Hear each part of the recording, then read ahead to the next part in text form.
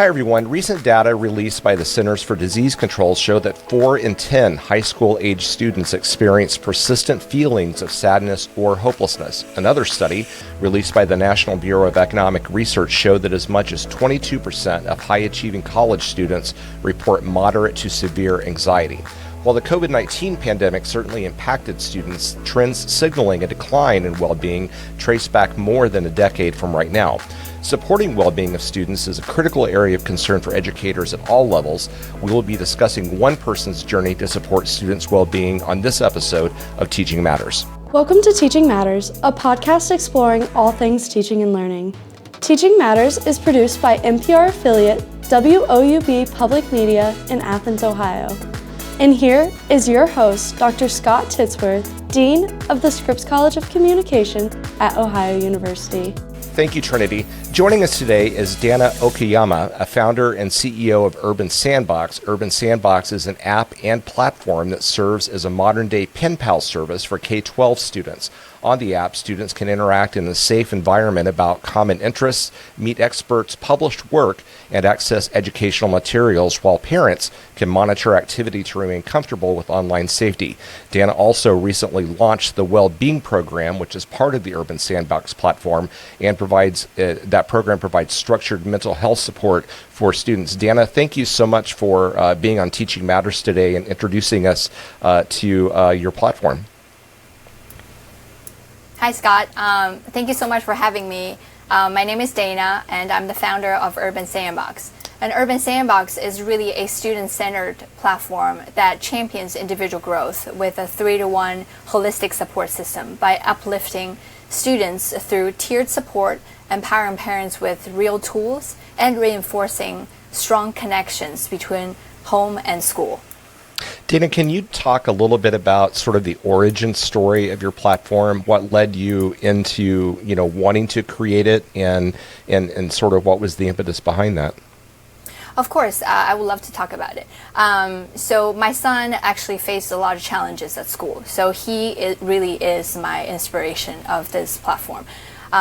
So after all the unpleasant incidents, I started looking for help. And during that process, I realized that the current support system is very reactive. And whenever I reach out to psychologists or neurologists, they're either too expensive or the wait time is simply too long. And the nurturing aspect simply doesn't exist. So I wanted to create a platform that really encouraged students to express themselves without stereotypes or judgment, and really find a space that can nurture students' confidence and their self-esteem on a daily basis. Because we don't want our kids to feel that they're sick. We don't really want our kids to be labeled. So that nurturing aspect is really something that we built in with this platform, because that's what we want for students. And we also we also focus on how to provide students with individualized support, because every kid is different. We can't apply one-size-fits-all approach here. That's why we collaborate with the Family and Child Institute. We collaborate with students from psychology department at Columbia to provide family that flexibility and that tier support they need. So it's really a space where parents' questions can be answered as well. So that's really how Urban Sandbox was born. Thank you for explaining the story. When students are in the Urban Sandbox platform, do they experience it like social media? Is it more like a website? How would you describe the user experience for someone that's trying to envision exactly what this looks like? We are currently trying to collaborate with schools because we would love for school to implement Urban Sandbox into their program, because we really focus on integrating mental health into academics. We don't want students or teachers' families to use another program or another platforms, because there has already been too much for teachers to juggle, and there has already been too much for families to juggle. So with Urban Sandbox, teachers and families can have that real-time connection, and whenever students produce a project or create something creatively, parents can actually see it real time. So for example, that's how I envision schools, how they can use Urban Sandbox. For example, schools can simply ask students to use their favorite art form to write about their weekend and then share with their peers, because that really makes students feel that they are seen and they're recognized by their peers. And teachers can be creative and actually implement this into their academic programs. For example, they can ask students to write about, their favorite, or not even write, just use their favorite art form to let people know what their favorite artifacts are from the ancient Egypt. It can be jewelry, it can be fabrics, it can be the tools that people use to farm. So that also teaches kids how to do their independent research. So there are many ways that teachers can implement Urban Sandbox into their school system, and that really actually gives students a space and a caring outlet to really learn how to express their emotions, and to really to reduce their stress and really build and nurture that confidence and self-esteem on a daily basis. Because if a student writes about traps or darkness all the time, then that raises an alarm. So we're focused on preventive care, really trying to help family and teachers to realize challenges before those challenges turn into crisis. One of the tenets that you just described and that I also observed on the Urban Sandbox website was this emphasis on creativity. There's actually a lot of evidence that shows that being creative is one of the ways that you can support through narrative your own personal well-being. What have you observed as people have used the platform about this link between creativity and positive well-being? I'm glad you mentioned that, Scott. It's actually backed by science, because I don't think many people actually know this, but back in 1940, doctors already recognized the healing power of creative expression. So that actually led to the formal recognition of art therapy as a mental health treatment.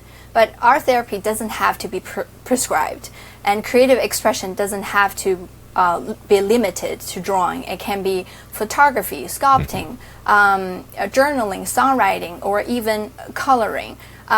So I remember once I saw a girl at my son's after-school activities, and she was just sitting there writing and drawing on her notebook. And one of the coaches approached her and asked if she actually likes writing or drawing. She said yes, because it calms me. So that's exactly what we're here for. We encourage students to create. It does not only help them reduce stress, and it also improve their overall well-being. It encourages their self-awareness, and really helps kids express their feelings they might not otherwise share. And currently we are still trying to find a school to pilot our program, but I do have individual users, and I witnessed firsthand how it actually transformed my son. Because after all the incidents happened, unfortunate incidents, his confidence was really fading, and he was not talking as much. So I just encouraged him. I said, you like a video game, and let's write about it. You like Super Mario, or find a character that you can write about it. And then this summer when we were traveling, I asked him to write about his summer, and he actually found his interest in writing acrostic poems. So I think that was fantastic, because kids are very different. Some kids are good at writing, some kids are good at drawing, and I don't want him to feel if he is not good at drawing or he needs to feel inferior to his friends who are. So I feel that uniqueness needs to be celebrated. So over the years, I see his confidence, his gaining his confidence back, because that's something we really can't build on one day. It has to be nurtured on a daily basis, and it has to be nurtured intentionally as well. So yeah, I'm witnessing that every single day, and that actually makes me very happy to see. Absolutely. And I like the way that you use the word intentional. I agree with you that if you want to promote creativity, we oftentimes assume that that's a very innate talent and that it just happens. And of course, it's really the opposite. You have to provide the correct opportunities for people to be creative. You have to provide the appropriate supports. and you have to give them the outlet for them to be able to express their creativity, all of which it sounds like you're really trying to have be part of the experience in the Urban Sandbox. One of the other tenets of the Urban Sandbox that I was reading about and the way that it's described in various news articles that I've read about it is that it's a modern day pen pal experience. What does it actually mean in the context of Urban Sandbox? We encourage kids to connect with their peers because we do realize that kids love to be recognized. And then from the educators I spoke in the past with many, many years of teaching experience, they told me that kids love receiving feedback from their peers. So another aspect I'm trying to create is really tapping into what kids already enjoy and need psychologically to help them thrive and help them grow and really inspire them. So whenever they create something, they can simply post it on the platform for their peers to see. Let's say, for example, if they wrote about their weekend, I play baseball this weekend, and then other peers who love baseball, they can talk about it. So we're really trying to encourage that connection between students as well, and we absolutely recognize that it's a platform just for students, so safety comes first. That's why we implement a lot of the safety features to make sure that it's a safe environment for students to express, and that's why we want to collaborate with schools to create that security for all the families and students. I know that you're envisioning part of that safety being that entire schools are joining the platform with their students, but even as it exists right now, a parent might be listening to this and thinking it's another social media platform or it's another place that, my student can go online that I would have no visibility in what they're doing. What have you done with Urban Sandbox to promote those safety protocols so that parents can feel comfortable with their child having screen time in this environment? I feel the word social media has become so negative over the past few years. And I do realize that there are a lot of negative content on a lot of the social media platforms. But we need to realize that the reason students love social media so much is because they crave that recognition. And we need to work with them and actually provide them a safe place for them to be satisfied and actually be recognized, be supported. So we actually have a parent portal that allows parents to supervise their kids in real time. So they would be able to see what their kids are creating on the platform. And they will also receive screen time notifications because we encourage students to have a balanced life, not sitting in front of screen the entire time. And if they have to sit in front of a screen, then use something educational. It doesn't have to be playing video game for 3 hours. It can be learning from a art history teacher from Columbia for 30 minutes and then play soccer.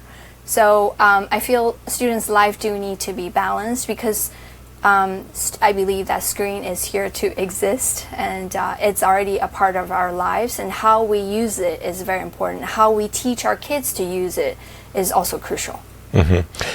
I noticed, and you actually just used an example of this, that in addition to the students interacting with their peers, there's also an opportunity for them on the Urban Sandbox platform to meet with experts or to interact with experts and also to access educational materials. How is that process sort of being built out on the platform? In other words, what are some of the things that you're trying to do to provide those sorts of opportunities? So this idea also comes from my son because he. A lot of kids out there, right? They have been diagnosed with either ADHD or dyslexia. So I want to provide those kids with academic flexibility because not every kid can sit through for 45 minutes in a classroom. So I just feel that it's important to provide them an opportunity to learn something or after school, if they need after school enrichment or if they want to review certain materials, and it's always there. So we give students that flexibility, we provide them that independence, and really for them to learn at their own pace. So that's what we are trying to do, and we feel that will actually help a overall student's mental well-being a lot, because some kids, if they can't keep up in a classroom, they feel stressed. And then they go into this vicious cycle and thinking that they're not good enough. But if they have the resources and if families are provided with resources, then students can find their own time to study and actually learn more. At the top of the show, I began our discussion with some statistics that indicate that student well-being is certainly concerning at this stage because of statistics showing that so many students experience stress and anxiety through the normal course of their day. As I understand it, a relatively new aspect of the Urban Sandbox is the Wellbeing Program. Can you talk about what that program is and how you're trying to use the platform of Urban Sandbox to provide access to some sort of support for students and parents around some of these issues? Of course, we realize that there are families who are struggling silently, and there are families who are less engaged with school. Also, there are families who simply don't feel comfortable discussing with social workers or psychologists at school. So we want to provide families with that flexibility. We want to make it easy for parents to engage without having to juggle so many platforms or services. That's why we collaborate with our community partners to provide a tiered support. Like I mentioned before, every kid is different, and every issue or problems every family faces is different, and some families face probably less challenging issues than others. They will also have a place to reach out just simply for guidance and support. And because our collaborations with our partners, we can also provide a more affordable model that can be used by families regardless of their socioeconomic status. So we are really trying to focus on that nurturing, preventive, and proactive support. Mm-hmm. In terms of the tiers, it sounds like part of that is providing sort of a space where people can talk about shared concerns, and then that could work all the way up to being able to be connected with a healthcare provider. Are there any other elements of those tiers that stand out as unique on the platform? Yeah, of course. So tiered support, we have 3 tiers. One is the basic well-being support, and then the intermediate and the advanced. So basic well-being support is really for parents to get their questions answered. How do I deal with my kids who don't want to go to sleep at night? Or what should I do if my kids are, being bullied at school? Simple questions like that. Or if parents feel that their kids' symptoms are a little bit more severe, they can reach out to intermediate well-being support. And if for extreme cases, they can certainly reach out to advanced well-being support, which are provided by all the licensed child psychologists. So we provide an easy access for families because some people don't even know where to look. Yeah. It took me a lot of time to actually find the right person for my son. So I wanted to provide that access for all the families out there. Mm-hmm. If you had advice for a family that wanted to, they've listened to this podcast and they think this maybe is something that we should explore, for our child. Maybe they're in a similar circumstance to you. Are there ways that you would recommend people sort of start understanding the platform and how they might, start to get engaged with it? Is it just a matter of just signing up and getting going, or is there more of maybe a protocol that would be effective to follow if they were introducing this to their family and their child? It's actually very simple. They can simply sign up and then start using the platform, because we do provide a lot of opportunities for students to be creative. For instance, this summer we actually hosted a summer writing contest. So we encourage students to write about their summer superpowers. We'll be announcing the winner in a week. It's fantastic to see, and we actually have students from the UK who joined. So we want to provide, the easy and simple platform for parents to be able to access everything. So it's really a centralized platform with all the resources that families can find, because we recognize that when it comes to students' well-being and their upbringing, teachers, parents, and students, they're the 3 key stakeholders. We can't ignore any one of them. So it's fairly easy for families to use, and we're always here. If they have any questions, simply reach out. We're happy to answer all families' questions. And you've talked about the fact that you're currently looking for a partner school that could be a pilot for doing this on a broader scale within an entire, within an entire school system. I'm sure you've given thought to what you would like to see in terms of how your system would be integrated into a school. So if you were thinking about, the opportunity of partnering with the school, what do you think that should look like in order for it to best serve the needs of the school, the students that are in the school, the families, et cetera?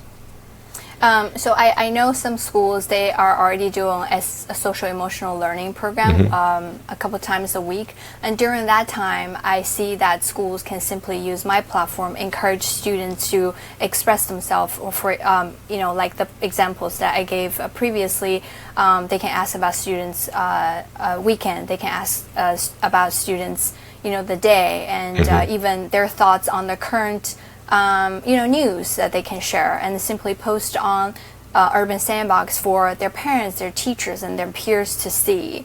And on the platform, they can also receive a feedback from their peers. And then that's another aspect that we're trying to encourage, because we want to guide students to use all the platforms safely. We want them to know that it's not all bad, and then because we do recognize that they have that need. I mean, for adults, we are the same. We want recognition from others, and then at workplace, we want recognition from our boss.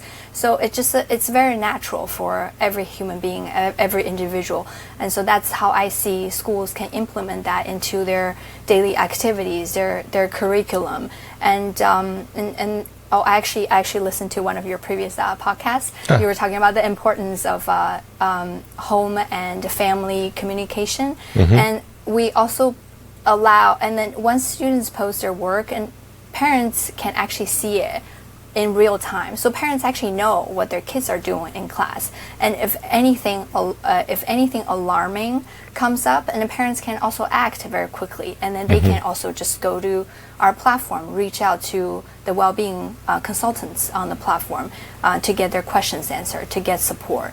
So I feel that with Urban Sandbox, we can really bring that connection together, the home, student, as well as parents, because connection is very important. And that's something that technology can't teach us, and it can't replace human connection. We use technology to enhance that connection, so that our kids can be supported inside and out. When I think about social media, one of the, I think, problems with, children being on social media is that they're in this huge, space. They're interacting with people that are much older than them, that are, but then if you break it down into your platform where it's K-12, you still have wide disparities between students that are in early elementary grades and students that are in high school. Are there steps that you can take to make sure that the principle of safety is adhered to, so that high school students and very young elementary students are interacting with each other in appropriate ways? It's actually already built in.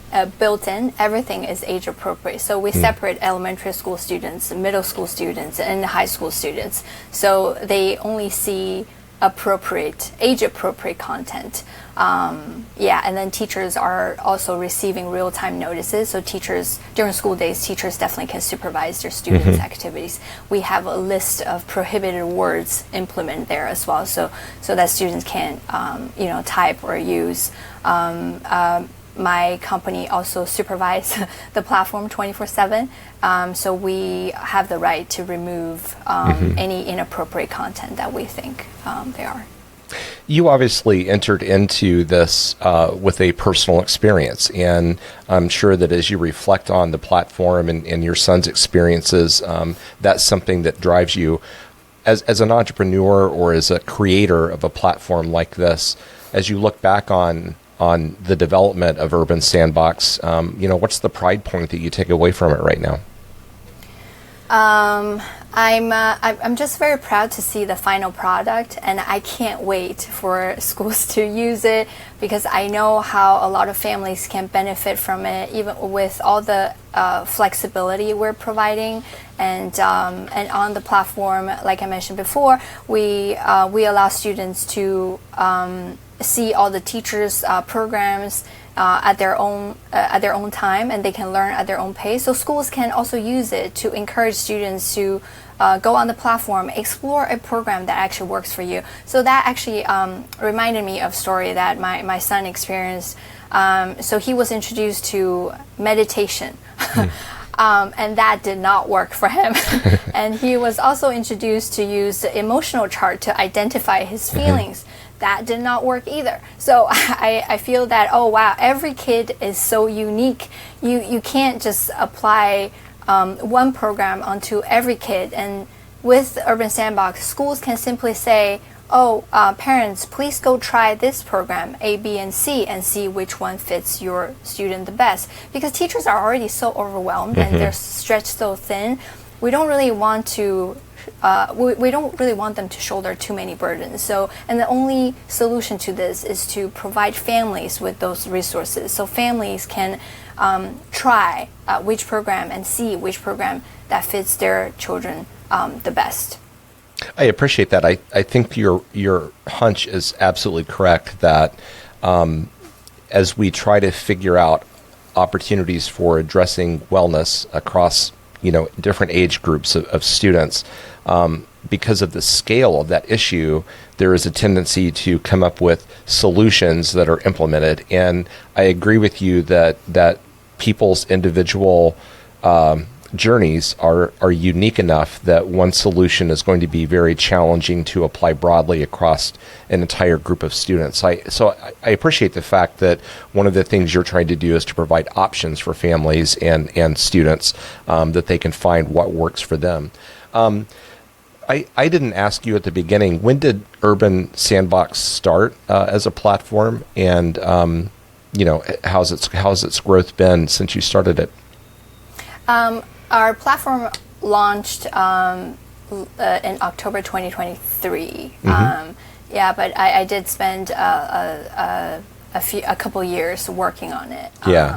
And over the years, I did improve it, and then finally implementing the Wellbeing Program completes the entire program. So all my ideas, everything I learned from my son is in the platform. And so yes, I'm proud to see the final product, and it's just a simple platform that has so much potentials and allow families to have access to so many resources, really enhance that connection between teachers, parents, and students, because all we want is to have our kids thrive. Yeah, absolutely. Danna, it's been great to meet you. We will put a link to the Urban Sandbox website on the text accompanying the podcast, but I also understand that you have an app that's available in the app stores for various devices. Is that the case as well?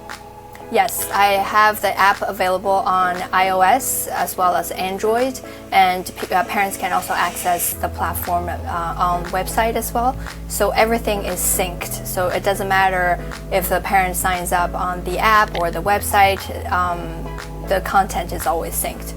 Okay, very good. We'll put the link in the text accompanying the podcast and encourage viewers and listeners to take a look at Urban Sandbox. It really is something that is built for students and really emphasizing students' well-being through what I think are very important tools of creativity. Danna, it's been great to meet you. Thank you for your time today. Thank you very much, Scott. It's very nice meeting you as well. Absolutely. My guest today has been Danna Okuyama. She's the founder and CEO of Urban Sandbox. Again, you can follow the website link to be able to learn more about Urban Sandbox. There's a great list of FAQs that parents and students can look at, and you can also learn more about the features of that platform, as well as how to enroll and to download the app to make it convenient on your mobile device. Thank you to the listeners and viewers for being a part of the Teaching Matters podcast community. If you want to reach out to the podcast with ideas, thoughts, or suggestions, you can feel free to email us at teachingmatterspodcast@ohio.edu. That's Teaching Matters Podcast, all one word, all lowercase, at ohio.edu. Special thanks to associate producers April Koska and Trinity Sweet for their work behind the scenes and making the podcast work. We hope that all of you have a great day.